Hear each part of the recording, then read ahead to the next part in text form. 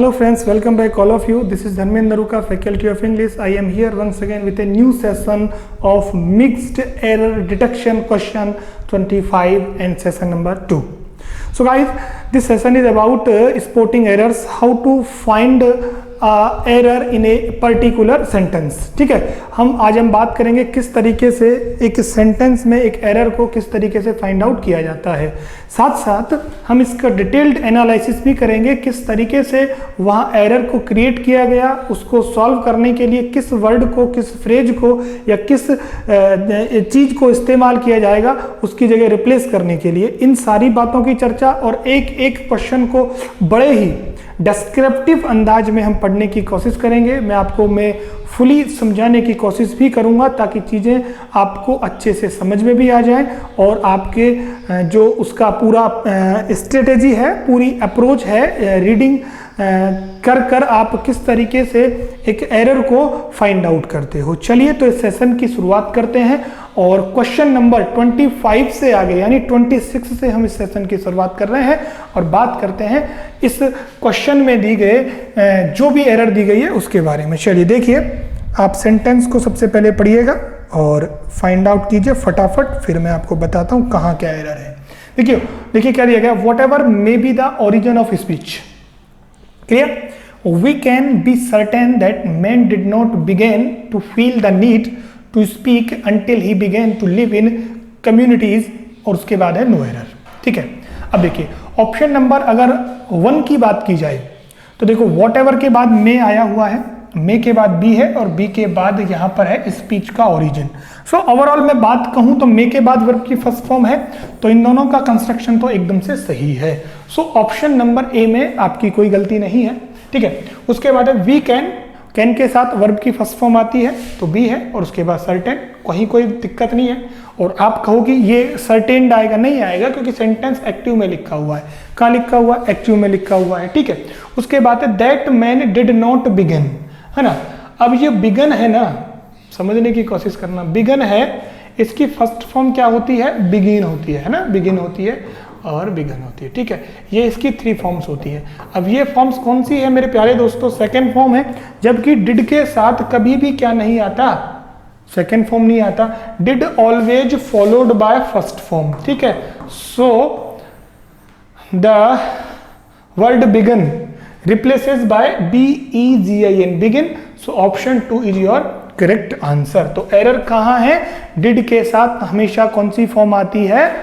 First form. So आपको begin को हटाना है, बिगिन करना है. इस तरीके से आपको एरर कौन से वाले पार्ट में मिल गई? दूसरे वाले पार्ट में है. तो बोलो समझ में आया या नहीं आया? आ गया ना, कॉन्सेप्ट क्लियर है. चलिए सेकेंड की क्वेश्चन नंबर 27 की बात करते हैं. Each animal of the same species, है ना, एक प्रजाति के हर एक जानवर लुक्स. अब देखो वर्ब में क्या लगा हुआ है? एस लगा हुआ है. इसका मतलब हमारा सब्जेक्ट क्या है? सिंगुलर है. So subject singular, verb singular. यहां तक की बात सबको समझ में आ गई. उसके बाद है for the same sort of food also there may be other animals of different species competing with the same food, है ना. अब देखो लुक्स ईच के हिसाब से आया है ना, कोई प्रॉब्लम नहीं है. For the some sort of food, यहां भी कोई दिक्कत नहीं है. Also there may be the other animals of different species. बताइए कहीं कोई प्रॉब्लम है क्या? नहीं है. अदर के बाद नाउन प्लूरल आ सकता है. मे के बाद फर्स्ट फॉर्म है. डिफरेंट स्पीसीज की बात होती है. कंपेटेटिंग के बाद विथ आता है. द सेम फूड, कंपेट के साथ विथ का यूज होता है. So this is not the place where error is created. So here the option number 5 is correct. It means no error. यानी कि सेंटेंस में कोई भी एरर नहीं है. सारे वर्ड, सारी सिचुएशन फेवर में है. इन फेवर में कुछ भी नहीं है, अगेंस्ट सेंटेंस के कुछ भी नहीं है. अगर कुछ अगेंस्ट होता तो फिर वो एरर हो जाती. तो इस तरीके से क्वेश्चन नंबर 26 हुआ. 27 में कोई एरर नहीं है, बिल्कुल भी कोई एरर नहीं है. आप अच्छे से देख लीजिए, चीजों को समझ लीजिए, है ना. सब्जेक्ट सिंगुलर, वर्ब सिंगुलर आई है. मे के साथ फर्स्ट फॉर्म आया है. कंपेटिंग के साथ, कंपेट के साथ विद का यूज हो सकता है। डिफरेंट स्पीसीज की बात हुई है, अदर के बाद नाउन प्लूरल आ सकता है। So overall this sentence is correct, so answer is fifth, no error. Clear. चलिए 27 से बढ़ाते हैं 28 की तरफ हमारा कदम, और 28 में क्या दिया गया है इस चीज की हम करते हैं बात। देखो, he gave me all the details, समझने की कोशिश करना क्या दिया गया है। He gave me all the details of when he, है ना, यहां तक समझने की कोशिश करना। ही के बाद आपको जो वर्ब दी गई है वो दी गई है कौन सी, गेव दी गई है। गेव वर्ब की कौन सी फॉर्म है, फर्स्ट फॉर्म है। So this sentence is written in past form, okay, past tense. So all the information will be filled by the past tense. This is a fact. Okay, मैं बता चुका हूं कि सीक्वेंस ऑफ टेंस ये बताता है कि किस तरीके से हमको टेंसेस को यूज करना होता है ना। तो यहां पे टेंस आपका क्या हो गया, पास्ट टेंस हो गया, यानी यहां सेकंड फॉर्म है तो टेंस हमारा कौन सा हुआ, पास्ट हुआ। क्लियर, टेंस कौन सा हुआ, पास्ट हुआ। ठीक है, इसके बाद व्हेन ही हैड विजिटेड, अब हैड के साथ वर्ब की कौन सी फॉर्म आती है, थर्ड फॉर्म आती है।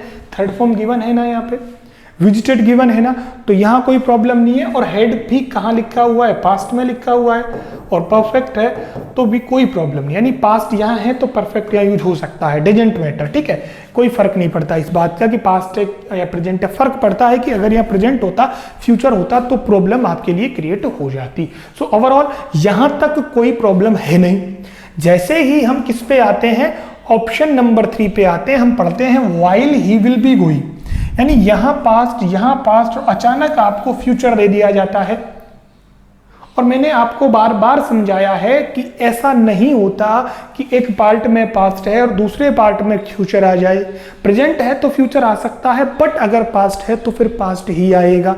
नंबर 1। नंबर 2 सुन लीजिए, नोट कर लीजिए आप कि व्हाइल अगर सेंटेंस में आया है तो व्हाइल के बाद सब्जेक्ट, और सब्जेक्ट के बाद वॉज, वर के साथ वर्ब की फोर्थ फॉर्म आती है, यानी आईएनजी वाली फॉर्म आती है। क्लियर है, note it down, write it down, jot it down, आप इसको माइंड में फिट कर लीजिए, क्योंकि ये बात है बहुत ही important. It is very important, the point to be noted, because जब भी व्हाइल का यूज होगा तो टेंस कौन सा आएगा, पास्ट कंटिन्यूअस।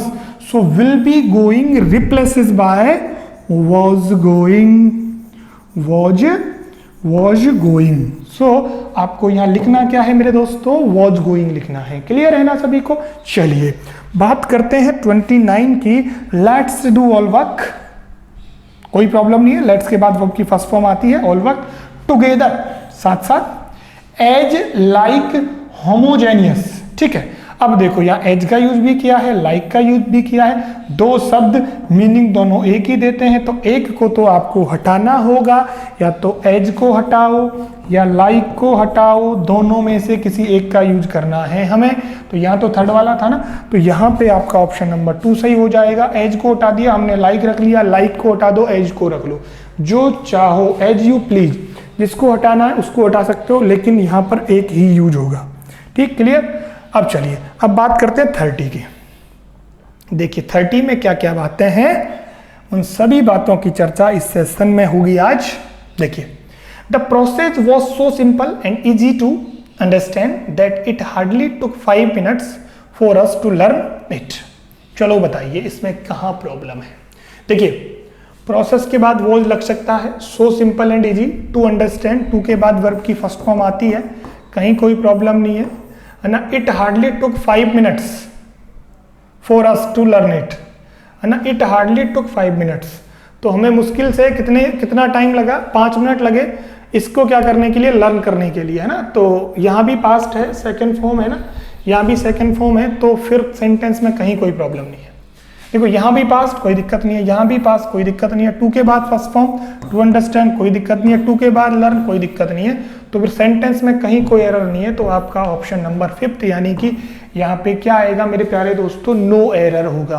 क्या होगा, नो एरर होगा। आ रही है ना बात समझ में, सबको आ रही है ना। चलिए बात करते हैं 31 की। 31 है, it is strange that even after 15 years of experience he is still not able to be performed. ठीक है, अब सेंटेंस को आप देखिए और समझने की कोशिश करिए गलती कहाँ हो सकती है। देखिए इट के बाद इसका यूज हो सकता है, क्लियर है, कहीं प्रॉब्लम नहीं है, इसका यूज हो सकता है। Even after 15 years of experience he is still not able to be perform. देखो ही के साथ इसका यूज हो सकता है, यहाँ ही जाए कोई प्रॉब्लम नहीं है। एबल टू बी परफॉर्म, देखो प्रॉब्लम यहाँ पर है।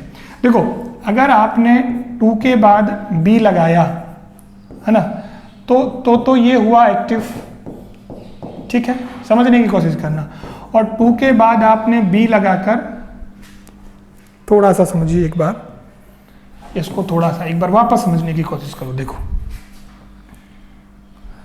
अगर आपने टू के साथ वर्ब की फर्स्ट फॉर्म लगाई तो ये तो हुआ एक्टिव वॉइस, यानी टू इन्फिनेटिव का कौन सा फॉर्म है, ये एक्टिव फॉर्म है, क्लियर है।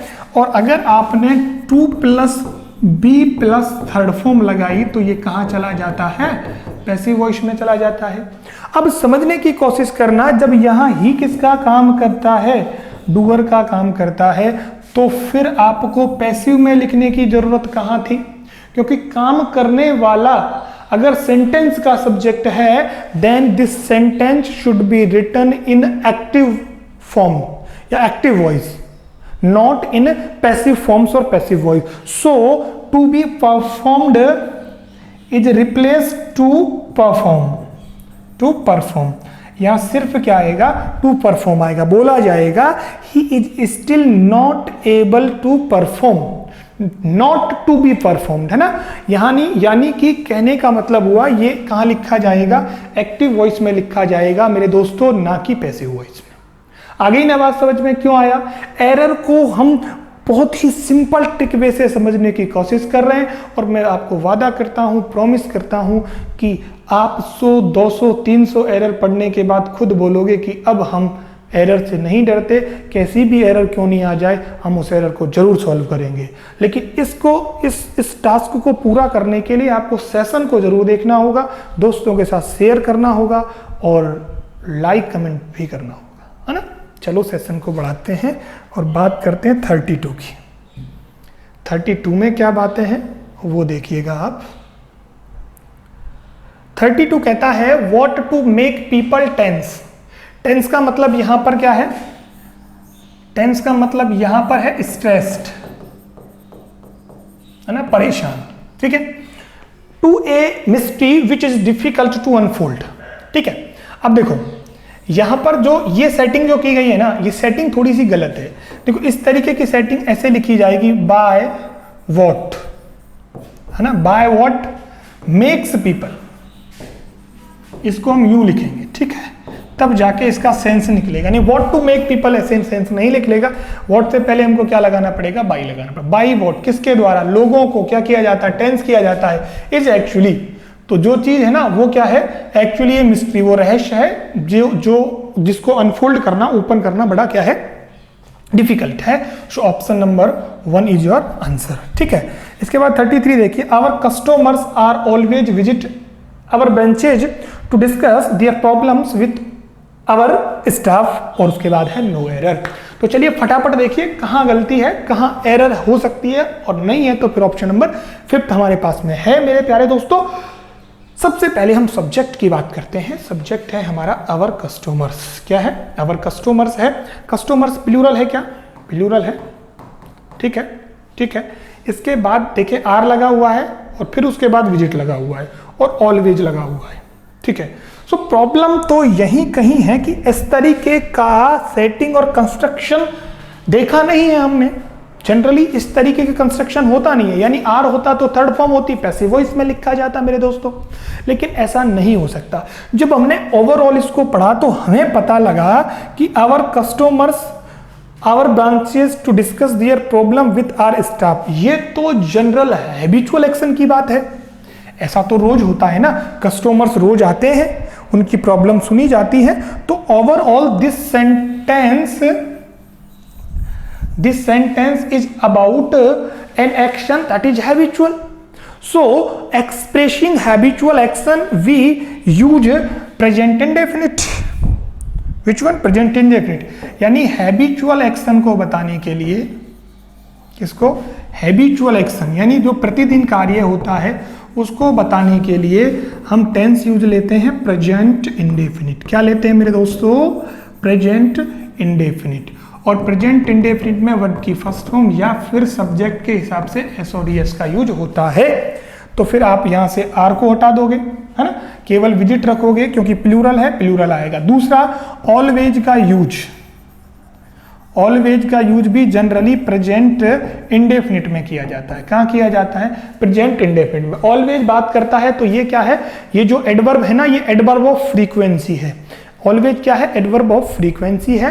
And adverb of frequency express an action that happening 1 और 2 डेज, यानी 1 या 2 दिन में जो एक्शन होता है वो फ्रीक्वेंटली जो वर्क होता है उसको बताता है एडवर्ब ऑफ फ्रीक्वेंसी। सो इसके हिसाब से यहाँ पर क्या आना चाहिए? प्रेजेंट इंडेफिनिट टेंस आना चाहिए। तो आप आर को हटा दोगे, विजिट प्लूरल वर्ब लगाओगे ना, किसके हिसाब से? आवर कस्टमर्स क्या है? प्लूरल है, तो यहाँ वर्ब भी कैसी हो जाएगी? प्लूरल हो जाएगी। सो क्लियर है सभी का? चलिए आगे बढ़ते हैं सेशन को बढ़ाते हुए और बात करते हैं 34 की। किसकी बात कर रहे हैं मेरे भाई प्यारे प्यारे दोस्तों? 34 की। अब देखिएगा 34 में क्या बातें हैं, पढ़िएगा आप एक बार। Although he was expected to work quite hard, he could not do so owing to his prolonged illness, है ना। चलिए फटाफट आप एक बार देख लीजिए, मैं बताता हूं फिर क्या गलती यहां हो सकती है। देखिए, ऑल्दो ही वॉज एक्सपेक्टेड, ठीक है, तो यहां कोई प्रॉब्लम नहीं है। टू वर्क क्वाइट हार्ड, तो क्वाइट हार्ड हो सकता है।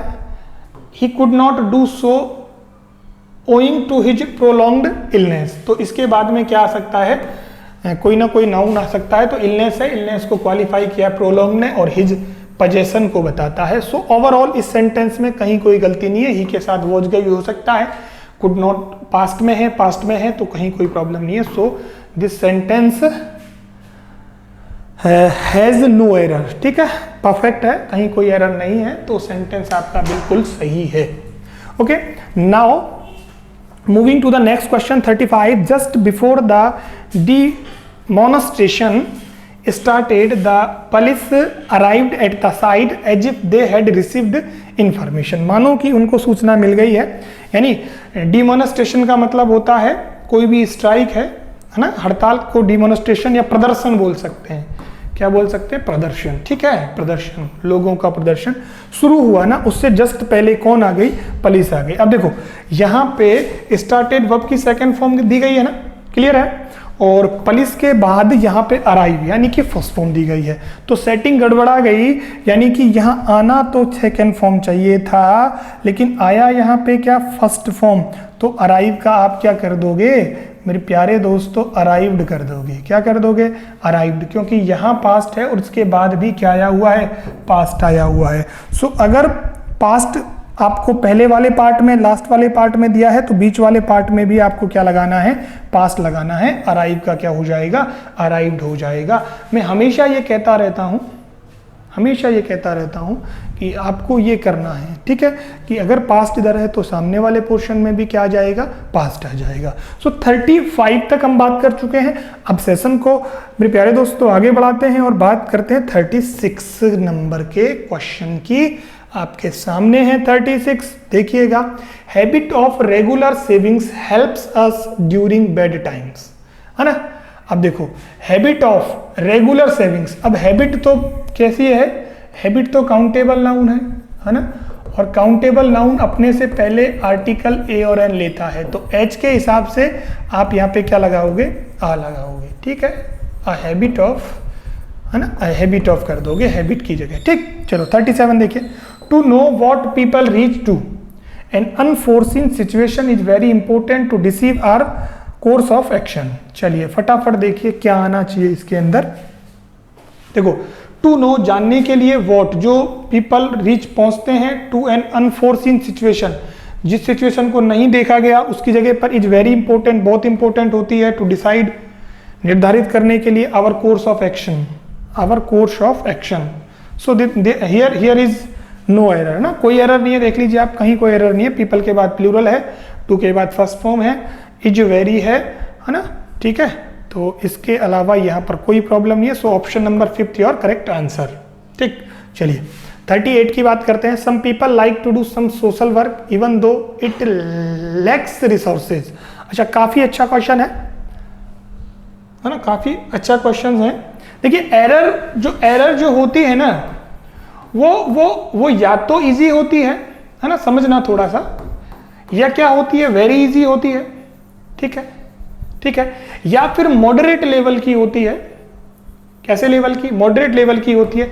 या फिर या तो वो डिफिकल्ट होगी या फिर वो वेरी डिफिकल्ट होगी। ठीक है, तो इन सभी चीजों को आधार मानते हुए ही हम किसी भी एरर को सॉल्व करने की कोशिश करते हैं।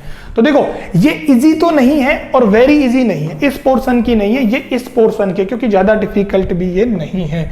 तो आप समझने की कोशिश करना कि इसमें कहां आपको एरर दी गई है। अगर आप थोड़ा सा कॉमन सेंस यूज करोगे तो आपको एरर मिल जाएगी, और अगर आपने ऊपरी तौर से देखने की कोशिश की, चीजों को थोड़ा सा रीड बिटवीन द लाइंस नहीं किया, यानी आपने लाइंस के बीच में मीनिंग को पढ़ने की कोशिश नहीं की, तो फिर आपको एरर किसी कंडीशन में नहीं मिलेगी। अब देखिए किस तरीके से एरर मिलेगी। सम पीपल लाइक, कहीं कोई प्रॉब्लम नहीं है, सम पीपल है, प्लूरल तो प्लूरल आ गया। टू के बाद फर्स्ट फॉर्म में कोई दिक्कत नहीं है। सोशल से पहले सम और वर्क, कहीं कोई प्रॉब्लम नहीं है। वर्क से पहले सोशल, सोशल के पहले सम लग सकता है। ये हो गया आपका एडजेक्टिव, ये हो गया आपका डिटर्मिनर, ये हो गया आपका नाउन। सो हियर कोई प्रॉब्लम नहीं है, even though it lacks resources. अब देखो, यहां तो बात कर रहे हैं हम सम पीपल की।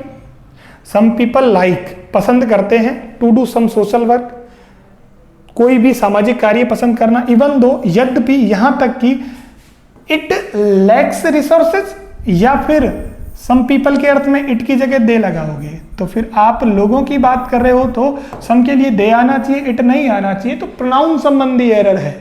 किस संबंधी एरर है? प्रोनाउन संबंधी एरर है। तो इट की जगह पे क्या आ जाएगा? दे आ जाएगा। दे आएगा तो फिर लैक्स की जगह सिर्फ लैक आएगा, तो यहां पे दे लेक आएगा, किसकी जगह? इट लैक्स की जगह। So option 4 is your correct answer. समझ गए ना? जो बात ऊपर हुई है उसी को जोड़ने के लिए जो प्रोनाउन आएगा वो उसी के हिसाब से आएगा, यानी सम पीपल के अकॉर्डिंग जो प्रोनाउन आएगा वो फिर दे होगा, ना कि इट। इट का यूज तो नॉन लिविंग्स या एनिमल्स या थिंग्स के लिए किया जाता है, ना कि प्लूरल सेंस में पर्सन्स के लिए होता है। प्लूरल सेंस में पर्सन्स के लिए तो हम दे का यूज करते हैं। सो दे रिप्लेस कर देगा किसको? इट को। ठीक है, चलिए 39 की बात करते हैं। His qualities include the ability to take right and quickly decision, है ना? Quickly decision. अब समझ लीजिए आप, देखो बोलते ही पता लग जाता है अगर इजी एरर है। वेरी इजी नहीं है, इजी है, इजी है, आप कर सकते थे इसको, आई नो। देखो डिसीजन क्या है? डिसीजन आपका क्या है? नाउन है ना, और जो नाउन को क्वालिफाई करेगा, मॉडिफाई करेगा, वो एडजेक्टिव होगा। लेकिन इसमें एलवाई है, यानी ये तो एडवर्ब है। एडवर्ब है ना, तो एडवर्ब थोड़ी करेगा ना नाउन को, तो कौन करेगा? एडजेक्टिव करेगा। तो क्विकली की जगह आप क्या लगाओगे? क्विक लगाओगे। क्या लगाओगे? क्विक। तो ऑप्शन नंबर आपका 3 एकदम से क्या हो जाएगा? करेक्ट हो जाएगा। क्लियर है ना? आप जब नाउन को मॉडिफाई करोगे तो एडवर्ब का यूज नहीं कर सकते, क्योंकि एडवर्ब और जो एडजेक्टिव है दो ही ऐसे टॉपिक हैं पूरे। अगर ग्रामर की हम बात करें तो उसके अंदर दो ही ऐसे टॉपिक हैं जो एक्ट करते हैं, किसी ना किसी काम के करते हैं, यानी ये एक्टिव टॉपिक है हमारे, है ना? ये किसी ना किसी के लिए काम करते हैं। बाकी के तो सभी स्थिर रहते हैं, वो किसी के लिए काम नहीं करते, है ना? लेकिन ये किसी दूसरे के लिए काम करते हैं, किसी दूसरे के लिए काम करते हैं। तो एडवर्ब तो एडजेक्टिव को, वर्ब को खुद एडवर्ब को मॉडिफाई करता है, जबकि एडजेक्टिव किसको मॉडिफाई करता है? नाउन को मॉडिफाई करता है। सो इसके हिसाब से एलवाई को हटाओगे, सिर्फ क्विक रखोगे, ऑप्शन नंबर 3 हमारा आंसर हो जाएगा। चलिए बात करते हैं 40, क्वेश्चन नंबर 40 की। ठीक है, 40 की। 40 में है, देखिए, a group of youngsters has lend financial assistance to the flood affected people of the villages no era. ठीक है, अब देखो एक ग्रुप ऑफ यंगस्टर, तो ऑफ के बाद प्लूरल है, यहाँ पे एक ग्रुप की बात है। ठीक है, इसके हिसाब से हैज या हैव में से हैज आएगा, लेकिन हैज के साथ मेरे प्यारे दोस्तों वर्ब की थर्ड फॉर्म आनी चाहिए, और हमें तो वर्ब की फर्स्ट फॉर्म दी है, तो लैंड का लेंट हो जाएगा। इजी क्वेश्चन था, इजी एरर दी, आप कर सकते थे आराम से, थोड़ा सा अगर कॉमन सेंस यूज लेते तो। और कॉन्सेप्ट पर बेस्ड क्वेश्चन है बिल्कुल। Financial assistance to the flood affected people of the villages, no error, ठीक है। इसके बाद we must take regular exercise to keep our self fit, है ना। मस्ट के साथ वर्ब की first form, regular exercise to keep, कहीं कोई प्रॉब्लम नहीं है, प्रॉब्लम है ना अवर सेल्फ।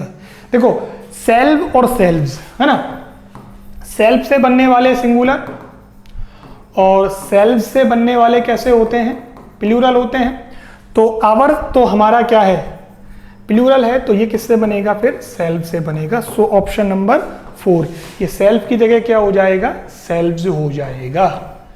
समझ में आ गई ना बात, सेल्फ की जगह क्या हो जाएगा, सेल्व्स हो जाएगा। चलिए बात करते हैं आगे की 42 और 43 की हम बात करने वाले हैं। और 42 और 43 में क्या बातें हैं ये समझने की कोशिश हम करेंगे। If you want to ensure prompt service please have contact us as soon as possible. देखो इफ यू वांट, तो यू के साथ वांट लग सकता है, इंश्योर प्रॉम्प्ट सर्विस, है ना, प्लीज हैव कॉन्टेक्ट, है ना। तो हैव कॉन्टेक्ट लिखने की आपको कहीं जरूरत नहीं है, क्योंकि प्लीज के बाद, काइंडली के बाद हम सीधे ही वर्ब की कौन सी फॉर्म यूज कर सकते हैं, first form, and contact is first form. So आपको यहां से हैव को हटा देना है, ऑप्शन नंबर 3 आपका आंसर हो जाएगा, राइट। क्लियर। चलिए 43 की बात करें। There can not be any situation where somebody makes money in an asset located in India and does not pay tax either to India or the country of his origin. चलिए बताइए कहां हो सकती है एरर। देखो there can not be any situation, तो यहां आपको कहीं भी कोई एरर दिखाई दे रही है क्या, नहीं है। There can not be any situation where somebody, जहां कोई भी, है ना, मेक्स मनी, पैसा कमाता है, इन एन असेट, संपत्ति के रूप में, लोकेटेड इन इंडिया, जो कहां पर है, इंडिया के अंदर है, डज नॉट पे टैक्स, और क्या नहीं देता, टैक्स नहीं देता। तो डज का यूज समबडी के हिसाब से हुआ है ना, तो कोई एरर नहीं है।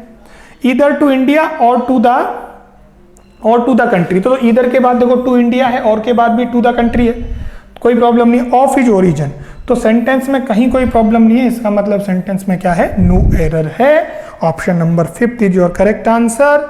नेक्स्ट पे आ जाइए, 44 की बात करते हैं। 44 में देखिए, India has entered a downward spiral where the organized, productive and law abiding sectors are subject to savage amount of multiple taxes, है ना। अब देखो इंडिया के साथ हैज के साथ थर्ड फॉर्म, कोई प्रॉब्लम नहीं है क्या, कोई हैज के साथ थर्ड फॉर्म आता है, India singular, verb singular, a downward spiral where the organised, productive and law abide sectors, है ना। प्रॉब्लम यहाँ है, देखो लॉ के बाद अबाइड ना आके आएगा अबाइडिंग, है ना, सेक्टर्स, ठीक है। ये नाउन है, इसको जो मॉडिफाई करेगा वो एडजेक्टिव होना चाहिए, और आईएनजी से क्या बन जाता है, एडजेक्टिव बन जाता है। लॉ अबाइडिंग पूरा एक एडजेक्टिव का काम कर रहा है, तो जो नाउन को क्वालिफाई करेगा वो एडजेक्टिव होगा, तो लॉ अबाइड की जगह लॉ अबाइडिंग सेक्टर्स होगा। क्या होगा, लॉ अबाइडिंग सेक्टर्स होगा। तो इस तरीके से आपका जो क्वेश्चन नंबर 44 में ऑप्शन नंबर 3 आपका आंसर हो जाएगा, ठीक है। 45 देखिए, द बैंक में have followed an aggressive monetary tightening policy but its stated aim, अब देखना बैंक में हैव तो कोई प्रॉब्लम नहीं है यहाँ तक, an aggressive monetary tightening policy but its stated aim, है ना। ये देखना ऑफ से पहले आया है, सिंगुलर है, curbing inflation have not been achieved, है ना। तो क्या हैव आएगा, क्या यहाँ एम यानी सिंगुलर की बात हुई है, तो यहाँ किसकी बात होगी, फिर सिंगुलर की ही बात होगी, यानी कि यहाँ हैज आना चाहिए। क्या आना चाहिए मेरे प्यारे दोस्तों, हैज आना चाहिए, किसके स्थान पर, हैव के स्थान पर। So clear all of you. चलिए नेक्स्ट पे चलते हैं, 46 की बात हम करते हैं, और 46 आपके सामने है, equal opportunities for advancement across the length and breadth of an organisation will keep many problems away, ठीक है। अब इस चीज को एक बार फिर आप समझने की कोशिश करना कि अगर अपॉर्चुनिटीज इक्वल दी जाती है, एडवांसमेंट की बात होती है, across the length and breadth of organisation will keep many problems away. अब देखो ये एक्चुअली किसी फैक्ट की बात है ना, किसकी बात है, फैक्ट की, तथ्य की बात है। और किस तथ्य क्या है, देखो एक समझो, equal opportunity, equal opportunities for advancement, किसी के विकास के लिए बराबर का अवसर देना across the length and breadth, समान प्रकार से ऑफ एन ऑर्गेनाइजेशन, हर एक ऑर्गेनाइजेशन में ग्रुप में, will keep many problems away, वो बहुत सारी प्रॉब्लम्स को दूर रखता है। तो ये फैक्ट है, ये चीज यूनिवर्सल ट्रुथ है, ऐसा होता है। तो फिर यूनिवर्सल ट्रुथ या फैक्ट को बताने के लिए आप प्रेजेंट इंडेफिनिट टेंस का यूज करते हो। किसका यूज करते हो? प्रेजेंट इंडेफिनिट का। तो यहां पर हम विल को हटा देंगे और सिर्फ कीप रहेगा, प्लूरल है क्योंकि आपका सब्जेक्ट अपॉर्चुनिटीज है जो क्या है? प्लूरल है। ये प्लूरल, ये प्लूरल। सो ओवरऑल अब आपका सेंटेंस सही होता है। तो आपने यहाँ ऑप्शन नंबर 3 को ऑप्शन को करेक्ट बनाया क्योंकि यहाँ विल नहीं आएगा, यानी फ्यूचर टेंस किसी कंडीशन में यूज नहीं होता है। So clear? चलिए नेक्स्ट क्वेश्चन है 47। A customized data science degree is yet to become a standard program to India's premier education institute. देखिए एक customized data science degree is, तो प्रॉब्लम नहीं है क्योंकि यहां पर कस्टमाइज्ड डाटा ए का यूज हुआ है तो सिंगुलर है। येट टू बिकम के बाद फर्स्ट फॉर्म, टू के बाद फर्स्ट फॉर्म, स्टैंडर्ड प्रोग्राम सही है, टू इंडिया। अब ये टू नहीं आएगा मेरे प्यारे दोस्तों, यहाँ पे इन आएगा, है ना, इन आएगा। प्रोग्राम टू इंडिया नहीं, in India premier education institute. So option number 4 is your correct answer. Clear? आगे बात सभी को समझ में? बढ़ाएं सेशन को आगे और बात करते हैं 48 नंबर की। ठीक है, 48 नंबर की कन्वर्जेंस ऑफ इंडियन अकाउंटिंग। क्या है? Convergence of Indian accounting standards with international financial reporting standards. अब देखो इंडियन अकाउंटिंग स्टैंडर्ड्स का इंटरनेशनल फाइनेंशियल रिपोर्टिंग स्टैंडर्ड्स के साथ बिगिन हुआ है कुछ ना, क्या चीज बिगिन हुआ है? कन्वर्जेंस। अब समझना, कन्वर्जेंस नहीं हो सकता। In April is expecting to see power companies struggling with significant first time adaptation impact. देखो इनका कन्वर्जेंस नहीं हुआ, दोनों का अगर होगा तो अलायंस होगा। शब्दों का फर्क है, कन्वर्ज नहीं होंगी ये, कन्वर्ज नहीं होंगी ये, क्या होंगी? अलायंस। यहां पर इन दोनों की संधि होगी, ये मिलकर काम करेंगे, किसी ट्रीटी पर काम करेंगे। तो अलायंस रिप्लेसेस कन्वर्जेंस, है ना। अलायंस किसको रिप्लेस कर देगा? कन्वर्जेंस को रिप्लेस कर देगा। ऑप्शन नंबर फर्स्ट आपका सही होगा। 49 देखिए, researchers at the Indian Institute of Science IISc Bangalore are mapping, है ना। तो रिसर्चर्स के हिसाब से आर आया हुआ है, यानी प्रपोजिशन से जो पहले आएगा उसी के हिसाब से वर्ब डिसाइड होगी, तो आर है। Mapping India solar hot spot where round the year sunlight makes this viable of companies, है ना। अब समझना, वाइबल के साथ ऑफ नहीं आएगा। वाइबल अपने बाद फिक्स प्रपोजिशन क्या लेता है? फॉर लेता है, उसके बाद में समथिंग की बात होगी। तो समथिंग यानी कंपनीज। वाइबल है किसके लिए है? उपयुक्त है कंपनीज के लिए, to set up solar power plants. ठीक है, पावर प्लांट। तो वाइबल 4 होगा, तो ऑप्शन नंबर आपका 4 हो जाएगा। यहां देखो प्रपोजिशन है, तो प्रपोजिशन के पहले आए हुए किसी सब्जेक्ट के हिसाब से वर्ब डिसाइड होती है। रिसर्चर्स था तो हमने क्या किया था मेरे प्यारे दोस्तों? देखिए हमने किया था आर। क्लियर? चलिए, तो 49 में आपका ऑप्शन नंबर 4 सही हुआ। चलिए इस बात करते हैं इस सेशन के लास्ट क्वेश्चन की। देखिएगा लास्ट क्वेश्चन है, though their qualification span a diverse range, there is an equal number of graduates and those who have just completed school each set making up close to 30% of these households. No error है। देखिएगा, आप देखिएगा फटाफट देखिएगा इस जो question है इसमें कहां एरर हो सकती है। देखिए आप, though their qualifications span a diverse range, है ना।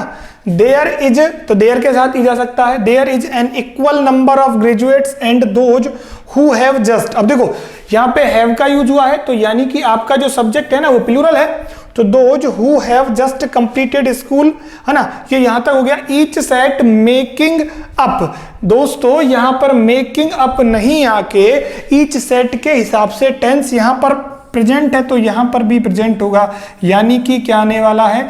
मेक्स अप आने वाला है। क्या आने वाला है? मेक्स अप आएगा। ईच के हिसाब से क्या आएगा? सिंगुलर आएगा, यानी मेक में क्या लग जाएगा? एस लग जाएगा। और इस तरीके से जो आपकी एरर होगी ना, वो कौन से वाले पार्ट में होगी? फोर्थ वाले पार्ट में। तो इस तरीके से हम इसमें जितनी भी एरर हमने सेशन में पढ़ी वो सारी की सारी इंपॉर्टेंट है, हमने सबको डिटेल में देखा। दोस्तों आज के सेशन में इतना ही, मिलते हैं मिक्स्ड एरर डिटेक्शन के थर्ड सेशन में। तब तक के लिए देखते रहिए हमारे वीडियोस को। Thank you so much and have a good luck.